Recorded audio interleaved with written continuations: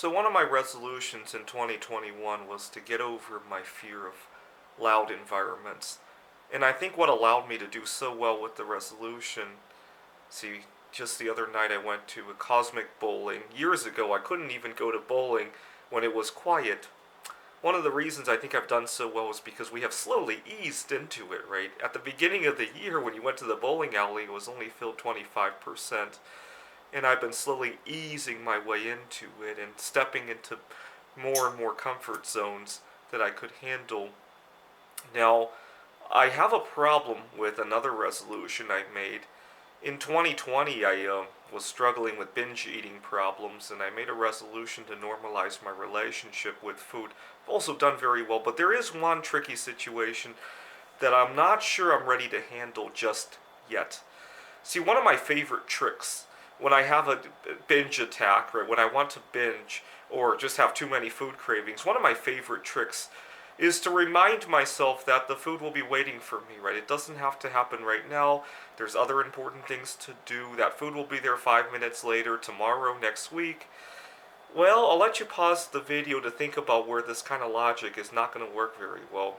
It's something that we haven't had to do for the last year and a half, but that we all look forward to doing at some point, where the idea that you could just delay your food indefinitely will not work too well. Well, I like to travel at some point, right? Especially go home to my family in Taiwan.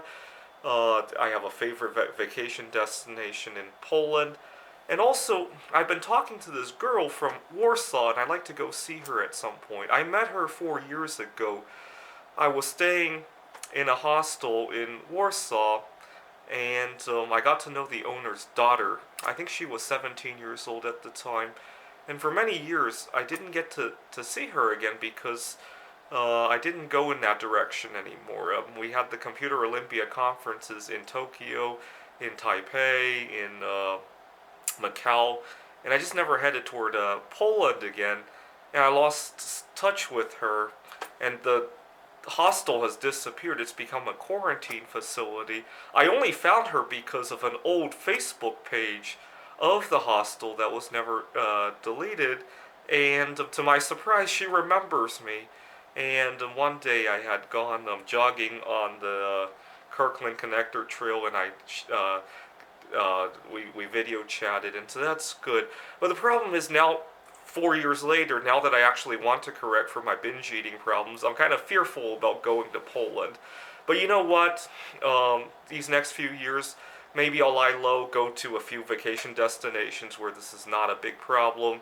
You know, going to Wallace, Idaho is just fine, right? There's no food there that isn't available back home in Seattle. Going to Missoula, Montana is just fine, right? Actually, there's fewer food options in Missoula than there is in Seattle, I would imagine. And it just goes to show that, one word of caution I do want to mention. Don't completely avoid those dangerous situations forever, right? But do work your way toward it, right? So some people, when they try to go on a diet or they try to quit smoking, their strategy is to quarantine themselves at home and never go out. Well, obviously, you can't do that forever, and eventually you're just going to scare yourself that everything out there is dangerous and all that, right? So it would be wrong for me to not even go to Wallace or Missoula or start expanding my vacation choices just because I'm fearful of this one aspect of normalizing my relationship with food, right? Similarly, if you're quitting smoking, definitely stay within your comfort zone, but definitely expand them as well, right? Thanks for watching.